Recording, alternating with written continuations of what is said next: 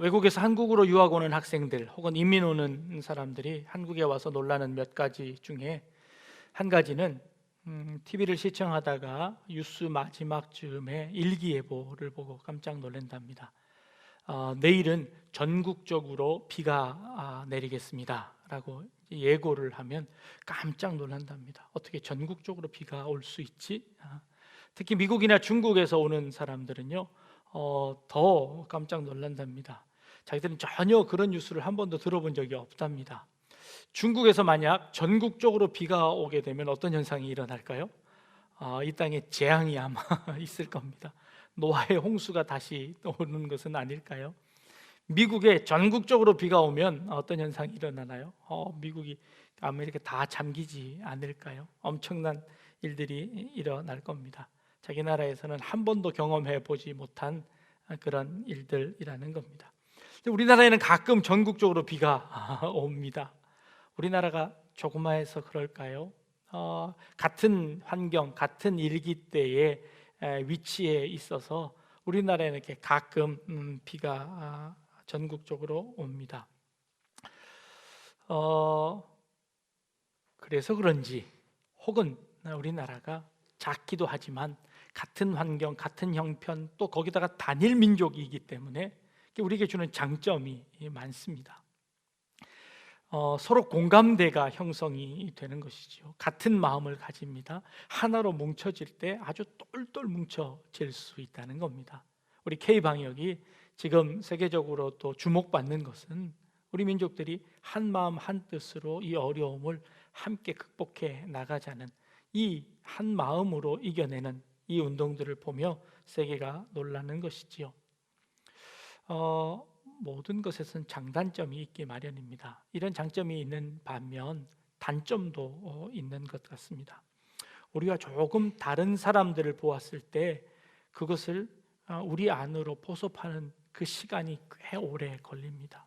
나와 조금 다르면 틀렸다라고 정죄하고 우리에게 배척해내는 그런 습성들도 우리에게 참 많은 것 같습니다.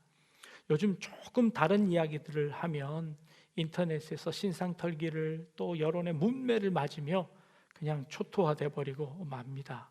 그래서 오히려 다른 생각을 가지고 있어도 그 다른 생각을 마음껏 펼치지 못해서 더 이 우물한 개구리가 되어가는 것은 아닌가 하는 그런 생각도 합니다. 근데 우리나라가 땅이 좁아서 그런 걸까요? 아니요. 우리나라 조그만 땅이지만요 있을 건 다 있지 않습니까? 산이 얼마나 많습니까? 사투리는 또 얼마나 많이 다양하게 존재합니까? 이 조그만 나라에도 서로 대화가 안 될 때도 있습니다. 제주도에 가면요 방언을 들으면 전혀 그 대화에 동참할 수 없을 만큼 못 알아듣는 방언도 우리나라 안에 있다는 것이지요. 여러분들 혹시 이런 경험들 해보셨습니까? 차를 운전하고 가시다가 커다란 산 밑을 뚫어놓은 터널을 지나갑니다. 터널을 들어가기 전까지는 아주 날씨가 화창한 날씨였는데 터널을 지나가고 나면 막 소나기가 쏟아지는 경험들을 해보셨지요. 이렇게 조그만 나라에 전국적으로 비가 올 때도 있지만 이렇게 국지적으로 비가 올 때도 많습니다. 이쪽은 비가 오는데 이쪽은 비가 오지 않을 때가 있다는 겁니다. 이 조그만 나라 안에도 여러 다양성들이 우리 안에 존재하고 있다는 것입니다. 궁금합니다. 터널 이쪽에서는 맑은 날씨였는데 이쪽은 흐린 날씨, 비가 오는 날씨입니다. 그러면 그 산꼭대기에는 어떤 일들이 벌어지고 있을까요? 비가 하나도 오지 않다가 갑자기 비가 내리는 그 경계선이 혹시 존재할까요? 만약에 그 경계선이 존재한다면 제가 그 경계선의 한쪽 발은 이쪽에 한쪽 발은 저쪽에 딱 대고 있으면 요 한쪽 변만 젖는 그런 공간이 있을까요? 그런데 아마 그런 공간을 만나보지는 못하셨을 겁니다. 그 위에는 그럼 어떤 날씨일까요? 비가 오락가락할까요? 아니면 안개만 잔뜩 껴있는 그런 날씨일까요? 어쩌면 부슬부슬 비가 내리는 공간일까요? 그 공간의 일정 공간은 아주 모호한 애매한 공간이 분명 존재할 겁니다. 비가 한꺼번에 내렸다 안 내렸다 하는 것이 아니라 그 경계선에는 비가 오는지 안 오는지조차도 분간할 수 없는 공간이 분명히 존재할 거라는 것이지요. 아마 우리의 인생에도 그런 공간들이 존재하지 않을까요? 우리 인생에도 이것이냐 저것이냐 결정해야 하는 그 순간이 있는 반면 이것인지 저것인지도 모르는 그런 공간들이, 그런 시간들이, 그런 삶의 형편들이 우리 인생에 참 많이 존재한다는 것을 깨닫습니다.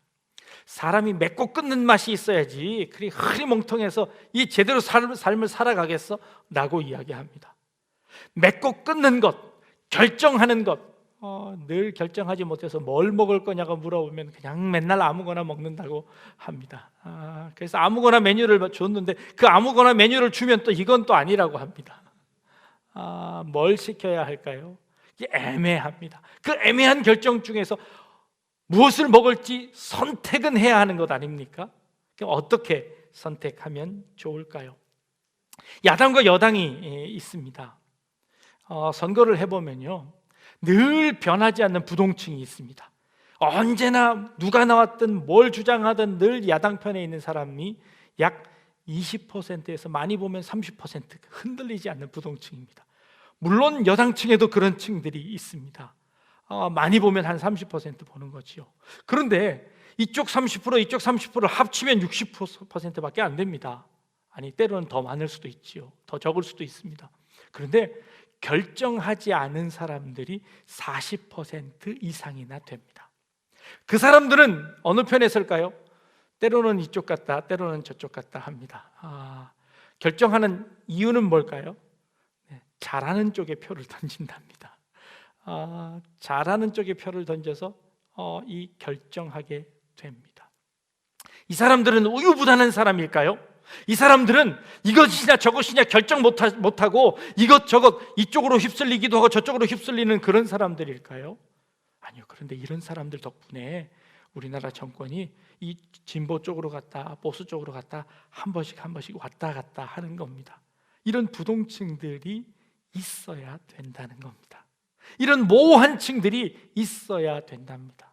그 사람들은 뭘 선택할까요? 자신들에게 이익되는 것 선택할 겁니다. 국민들에게 유익된 것 선택할 겁니다. 어느 정당에 휩쓸리지 않고 오히려 더 좋은 쪽에 투표하려고 할 겁니다. 오히려 이런 사람들이 더 많아야 되는 것은 아닐까요? 자, 한쪽으로 정확하게 선택해야 합니까? 아니면 모호하게 있어야 합니까? 어떻게 해야 합니까? 오늘 우리 성경에 하나님께서 이스라엘 백성들을 모아다가 이렇게 말씀하십니다. 모세가 이스라엘 백성들에게 이야기하는 겁니다. 너희가 하나님이 허락하시는 가나안 땅에 들어가면, 그 가나안 땅을 들어가면 거기에 그리심산이라는 산이 하나 있고 그 바로 옆에 에발산이라는 산이 하나 있을 것이다. 그러면 너희들 백성들을 전부 다 한쪽 편에 반은 그리심산에 반은 에발산에 다 몰아놓고 거기서 하나님의 축복과 하나님의 저주를 선포하거라. 그리고 그 선포할 때마다 백성들은 전부 다 아멘으로 화답할지어다 하고 모세가 이런 명령을 내립니다. 실제로 여호수아가 그 가나안 땅에 들어갔을 때 백성을 반을 정확하게 나누어서 지파별로 나누어서 양쪽 산에 있게 합니다. 그리고는 그곳에서 축복을 선포합니다. 그리심산에 있는 사람들을 향하여서는 축복을 선포하고 에발산에 있는 사람들을 향하여서는 저주를 선포합니다. 그리고 이 둘 중에 하나를 선택해라 라고 말씀하시는 겁니다. 그리심산과 에발산이 어떤 산이길래 하나님이 이런 시청각 교육을 하셨을까요? 산을 한번 보여드리겠습니다. 사진을 보여드립니다. 이 사진에 이쪽은 그리심산, 이쪽은 에발산이 있습니다. 조금 높은 산이 그리심산이고요, 조금 낮은 산이 에발산입니다. 다음 사진 보여주시면 이렇게 되어 있습니다. 그 가운데 있는 동네가 세겜이라는 동네입니다. 하나님 왜 이런 일들을 하실까요? 좀 유치해 보이기도 하고요. 그런데 이 일을 온 백성들을 모아놓고 이 일을 행하시는 겁니다. 그리심산 쪽에서 에발산을 보면요, 이렇게 보입니다. 거의 나무가 없고 돌산입니다. 그래서 이곳은 저주의 땅입니다. 이곳은 식물이 잘 자라지 않은 그런 땅입니다. 그리심산 쪽에서 보면 에발산, 이 에발산에서는 저주를 선포하고요, 그리고 이 그리심산에서는 해도 잘 들고 나무도 잘 자라는 그런 땅입니다. 그 땅 가운데 축복을 선포하는 겁니다. 시청각적으로 보여주는 겁니다. 축복을 선택하면 이런 축복이고, 이 하나님의 명령을 듣지 않고 하나님의 순종하지 아니하면 이런 저주의 산 가운데 살게 될 것이다 라고 시청각으로 보여주시는 겁니다. 여러분들, 축복과 저주 중에서 무엇을 선택하시겠습니까? 그리심산과 에발산 중에서 무엇을 선택하시겠습니까? 네, 모두 다 축복을 선택할 겁니다. 모두 다 이 그리심산에 서기를 원할 겁니다. 그렇죠? 그거 선택하지 않을 사람이 누가 있겠습니까? 그런데 문제는 뭐가 축복이고 뭐가 저주인지를 잘 모른다는 데 있습니다. 축복과 저주 중에서 선택하라고 하면 어느 누구도 다 축복을 선택할 겁니다. 그런데 그 축복을 얻는 그 과정이 쉽지 않다는 겁니다. 그 가운데 있는 세겜이라는 곳에서 여호수아가 외치는 겁니다. 축복과 저주를. 근데 이 세겜이라는 이 땅이 참 재미있는 땅입니다. 어떤 땅이냐면요, 하나님께서 믿음의 조상인 아브라함을 갈대아 우르에서 불러내십니다. 아브라함은요, 그 갈대아 우르를 떠나서 수십 년 동안 여행을 하다가 결국 가나안 땅으로 마침내 들어옵니다. 그 들어와서 처음으로 하나님 앞에 제사 지냈던 곳, 제단을 쌓고 하나님 앞에 예배드렸던 곳이 어디냐면 바로 이 세겜이라는 곳입니다. 이 세겜은 믿음의 조상 아브라함이 하나님의 약속을 받고 하나님이 주시겠다고 하신 그 가나안 땅의 약속을 받고 처음 들어와서 예배드렸던 곳이 세겜입니다. 이스라엘 백성이 처음 여리고성을 무너뜨리고 아이성을 무너뜨리고 그리고 세겜성에 와서 이곳에 와서 축복과 저주를 선포하는 이곳에 지금 서 있습니다. 선택하라는 겁니다. 너희는 어떤 인생을 살 것인지, 어떤 삶을 살 것인지를 선택하라는 겁니다. 아브라함의 일생을 봅니다. 아브라함은 갈대아 우르에 있을 때 하나님께서 야, 그곳 떠나라, 본토 친척 아비집 떠나 내가 내게 지시할 땅으로 가라 라고 말씀하십니다. 하나님께 약속하신 그 땅이 어디인지 보여주시지도 않으셨습니다. 말씀도 안 해주셨습니다. 그리고 떠나라고 합니다. 얼마나 애매한 상황입니까? 얼마나 난처한 상황입니까? 이 상황 속에서 우리는 어떻게 선택해야 할까요? 아브라함은요, 하나하나 한 발자국 한 발자국 하나님의 명령에 순종해 갑니다. 떠나라고 하니 무조건 이사 나왔습니다. 무조건 이사 나와서 가라고 하시니 그 발걸음 따라 나왔습니다. 그래서 그 나와 보니 그곳까지 왔습니다. 그런데 하나님께서는요, 그 결단, 그것 이외에 매 순간마다 결단하게 하십니다. 그곳이 기근이 들어서 애굽으로 내려갈 것이냐 말 것이냐 결단해야 했습니다. 그때 이 아브라함은 그 세겜 땅에서 제사를 지내고 예배를 드리고 나서 기근을 만난 그때 애굽으로 도망쳐 버립니다. 아브라함의 결단이었습니다. 그 결단이 잘 됐을까요? 못 됐을까요?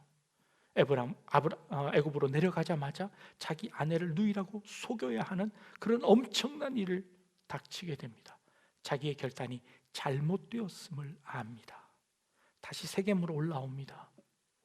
다시 가나안 땅을 올라옵니다. 100세가 지났습니다. 하나님이 약속하신 아들을 얻었습니다. 그런데 마지막 순간까지 하나님께서 이 아브라함을 시험하십니다. 아브라함아, 네 아들 독자 나한테 바쳐라. 여러분, 어떻게 결정하시겠습니까? 하나님, 도대체 나에게 왜 이렇게 어려운 숙제를 시키십니까? 왜 이렇게 어려운 결정을 하게 하십니까? 결정해야 합니다. 아브라함대로 결정하라고 하시는 겁니다. 여러분들은 어떤 결정들을 하고 사십니까? 코로나로 인해서 우리 지금 엄청난 위기에 다 닥쳐져 있습니다. 이 코로나가 끝나고 나서 이 교회가 결정해야 할 것들이, 큰 문제들이 쌓여 있다고 이야기합니다. 앞으로 우리가 어떻게 결정해야 할지 고민스럽습니다. 제가 약대중앙교회 부임한 지 이제 10년이 되어 갑니다. 10년 동안 제일 어려운 건요, 역시 결정하는 것이었습니다. 어떤 결정이 하나님 편의 결정일까? 어떤 편이 우리 성도님들에게 유익되는 결정일까? 늘 고민합니다. 고민하다가 우리 부교육자님들에게 의견을 내어놓고 묻습니다. 그분들도 여전히 고민합니다. 아니, 목사가 기도해야지 고민만 하고 있냐고 그러실지 모르겠습니다. 왜 기도 안 하겠습니까? 기도하지요. 그런데 기도하면 하나님께서 그래 이거 해라 라고 말씀해 주시면 좋겠는데 하나님의 음성이 없습니다. 그러면 어떻게 해야 할까요? 고독한 결정을 내려야만 합니다. 그 결정대로 그리고 나가야 하죠. 그래서 결정 전에 묻습니다.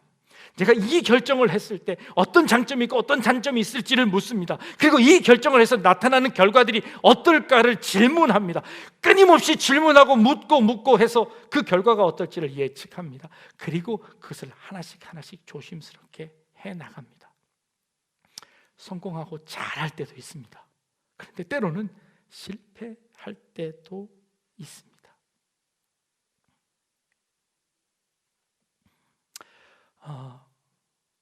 코로나로 한 번도 경험해 보지 못한 그런 형편에 처해 있습니다.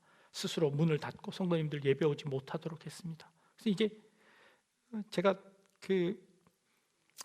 여러 의견들을 듣습니다. 어떤 분들은 그래도 끝까지 밀고 나가서 예배를 드려야 합니다. 아닙니다. 우리가 성도님들 안전을 지켜야 합니다. 네. 이제 앞으로 어떤 결정을 내려야 할지도 모르겠습니다. 그때마다 고민하고 결정 내릴 겁니다. 제가 만나는 분들에게 묻습니다. 온라인으로 예배 드리시는 거 어떠신가요? 물어보면 네, 너무 답답하고 아쉽습니다. 그런 분들이 계십니다. 혹 어떤 분들은요, 그래도 긍정적인 부분이 있습니다 라고 얘기하시는 분들이 몇 분 계시더라고요. 기계를 잘 못 다루니 남편에게 이거 TV로 연결해 달라고 주문을 하셨답니다. 그랬더니 텔레비전을 연결해서 이렇게 보는데 슬그머니 옆에 와서 앉으시더니 그거 같이 보시더라는 겁니다. 그리고 같이 함께 예배를 드리는 거죠. 한 번은 조금 늦게 준비했는데 오늘은 그 시간 됐는데 왜 텔레비 안 트냐고 옆에서 그러시더랍니다. 그래서 함께 예배 드리는 일들이 일어납니다. 이분이 예배 드리다 말고 갑자기 그냥 질문을 하더래요. 도대체 저 목사님 얘기하는 게 저게 도대체 뭔 말이냐고 질문을 하시더랍니다. 이분이 대답을 하시다가 귀찮으셨는지 설교 시간에 그 질문하는 거 아니라고 면박을 주셨답니다. 근데 괜찮습니다. 질문하셔도. 혹 그분이 답을 몰라서 그랬는지도 모르니까 혹시 대답을 못하시면 저에게 직접 물어봐 주십시오. 언제든지 대답해 드리겠습니다. 긍정적인 면도 있더라고요. 우리에게 어려움입니다. 환난입니다. 그러나 그 환난 중에서도 우리에게 긍정적인 부분들이 있더라는 겁니다.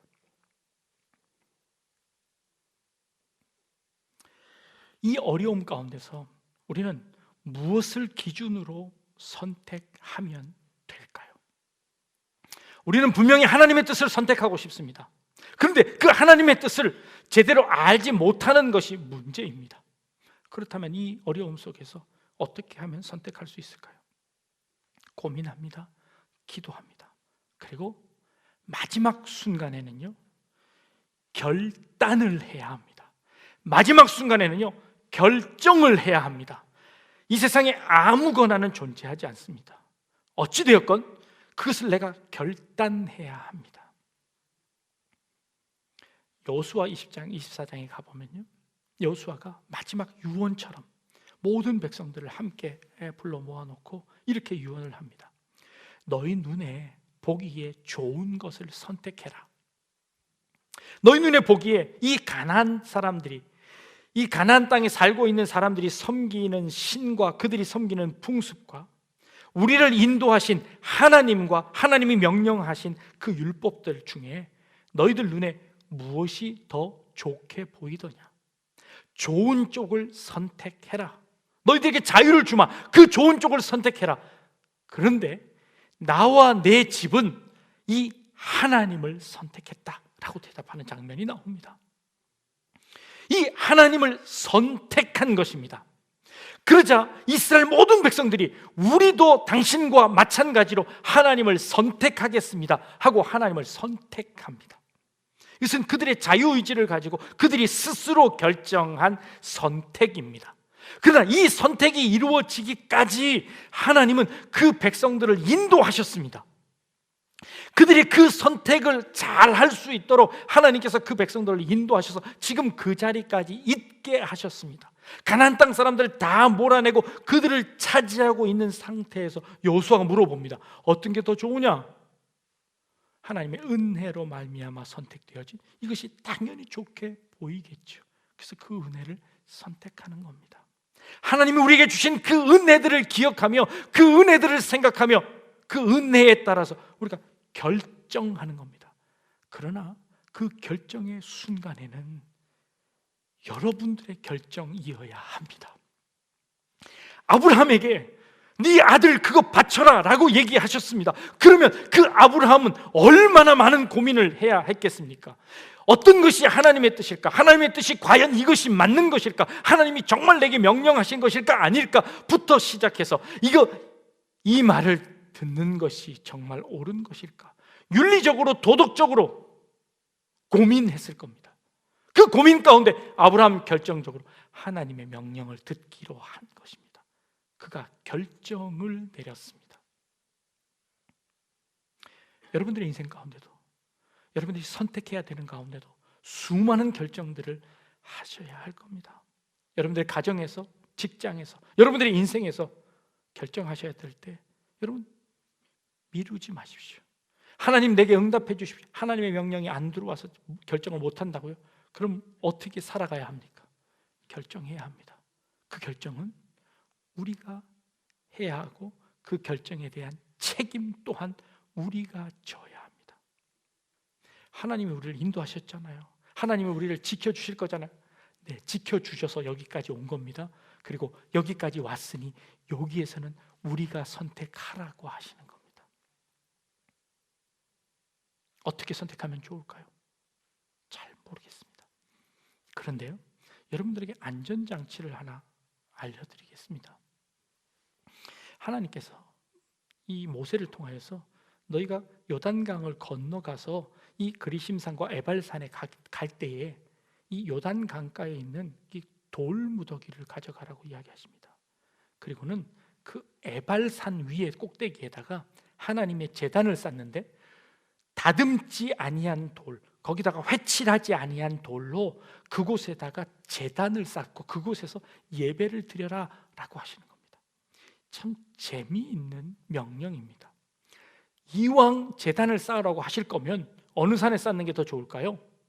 그리심산이 좋을까요? 에발산이 좋을까요?